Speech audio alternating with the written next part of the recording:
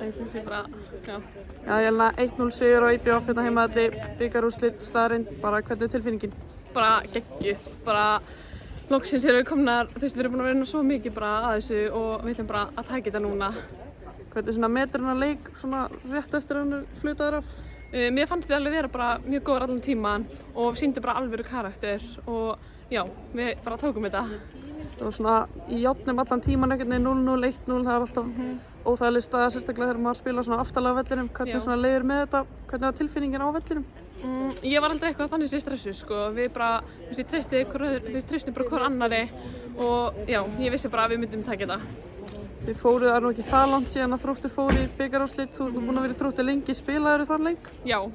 Spilaðir hann allan eða? Já. Þannig að þú átt harma að hefna á Laugardalsvelli? Já, heldur betur, við ætlum að vinna þennan leik.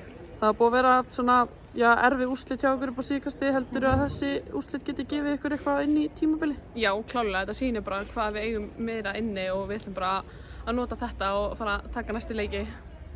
Stutt í næsta leik, Víkingur á þriðjudaginn, þið megið ekki fara á hátt en ég gerir ráð fyrir að þið fá að fagna þessu kvöld. Já, bara smá og síðan er það fókus á næsta leik.